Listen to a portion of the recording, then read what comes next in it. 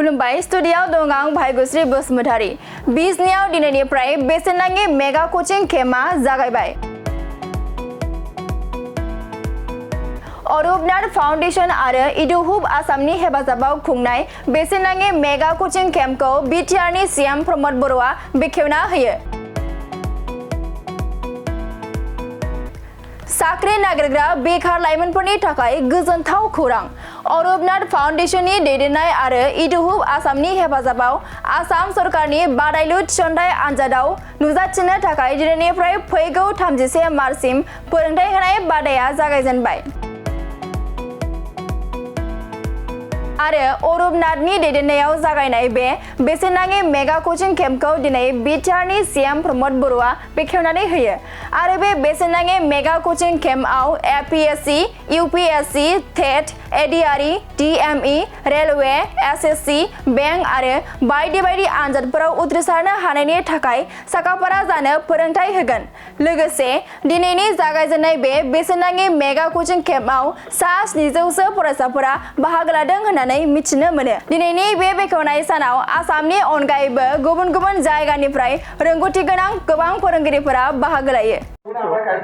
Individual কেপাচিটিটো বহুতে কৰিছে। আমি সুপাৰ 52 এটা পৰিৱেশ গঢ়িবৰ কাৰণে কৰিছিলোঁ আৰু পৰিৱেশটো গঢ়িলে অলৰেডি আমাৰ ষ্টুডেণ্টখিনিৰ বাহিৰেও বহুতো এটা এনকাৰেজ হৈছে আৰু বহুত ষ্টুডেণ্টে আমাক এপ্ৰ'চ কৰিছে যে আমি কোচিঙত যাব নাপালোঁ কিন্তু আমাক বাহিৰত কিবা হেল্প কৰিব পাৰে নেকি। চ' এটা পজিটিভ শান্তি অহাৰ লগে লগে এটা পজিটিভ এটা পৰিৱেশ আহি গ'ল।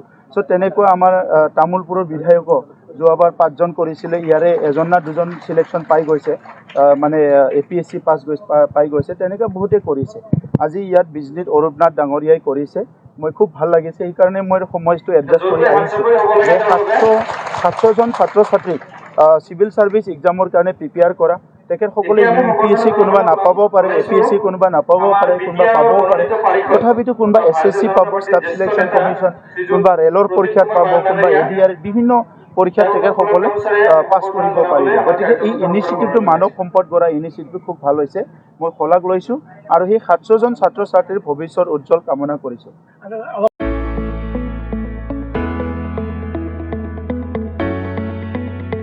मोनसे गोजोनथाव खौरां।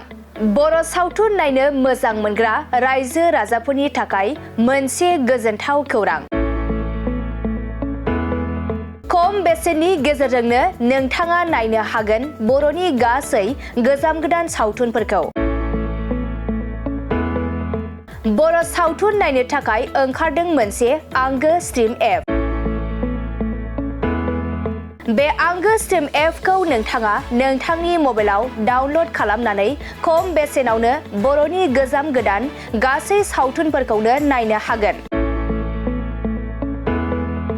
लोगोसे फैबाय थानाय समावबो बड' वेब सिरिज, डकुमेन्ट्रिज बायदिफोरखौबो नोंथाङा बे आंगो स्ट्रिम एपनि गेजेरजोंनो नुनो मोनगोन। बेनि अनगायैबो बर' सावथुननि दिहुनगिरिफोराबो बे आंगो स्ट्रिम एपआव गाव गावनि सावथुनखौ आपल'ड होनो थाखाय खौरां लाहरनो हागोन।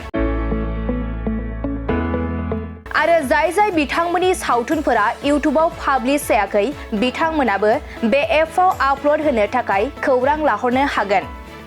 बेनिखायनो बर' सावथुननि दिहुनगिरि बिथांमोनहा गाव गावनि सावथुनखौ बे आंगो स्ट्रिम एपआव आपल'ड होनो गोसो दंब्ला नैबे 7086320938 जानबुं नम्बराव खौरां लाहरनो हागोन।